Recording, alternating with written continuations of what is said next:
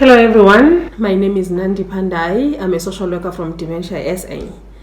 I'm not wearing a mask today, not that I'm not adhering to the lockdown regulations as stipulated by the government, but because I'm shooting this video. Today I'll be talking to you about the activities that we can do at home with people who are living with dementia during this time of the COVID-19. Please take note as a caregiver that every activity that you might do with your loved one or whoever that you're caring for who's living with dementia, it depends on the level or the stage of dementia that the person is in. And as a caregiver, you must look out for frustrations in the person when you're carrying out these activities. Once the person who's living with dementia realizes that they cannot perform as much as they used to do before, they become frustrated. So it is your role as the caregiver to encourage them by telling them how good they are doing and offer words of gratitude and encouragement. How do you get them to cooperate in the activities that you do with them at home?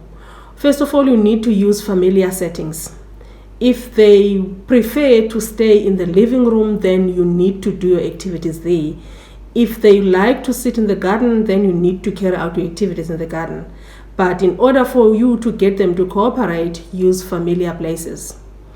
Secondly, when you're introducing an activity to the person, you need to break the activity. You need to break it down into smaller pieces.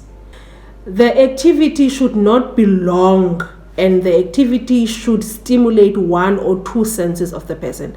Remember, the role of the activity is to get them stimulated. Now, these are some of the activities that you can do at home with the person who's living with dementia. You can do something that is called a memory box. You can put a lot of things, but depending on its capacity. The reason for doing memory box is that people who are living with dementia, their distant memory is more powerful than the recent memory. So when doing a memory box, then that enhances their well-being and it improves their mood.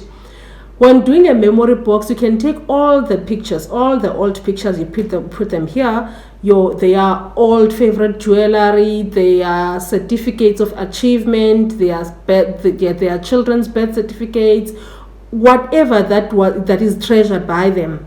Then you put it here and then you sort it with them. Please do not do it for them.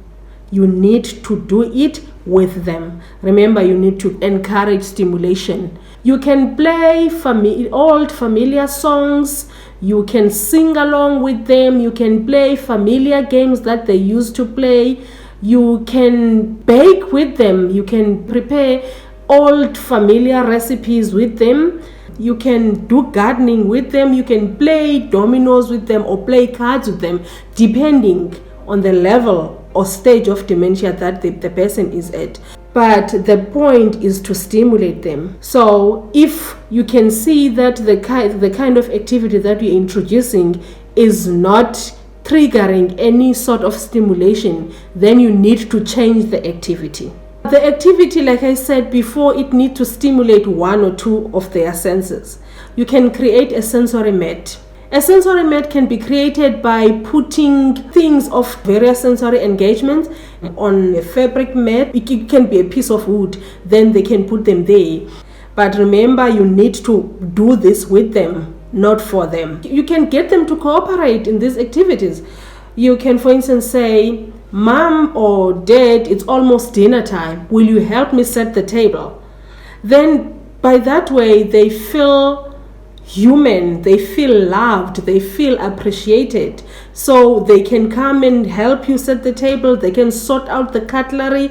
And if after doing your laundry, you can also ask them to come and sort the laundry with you. They can help you fold the laundry. So it depends. It depends on the stage of dementia that the person is at.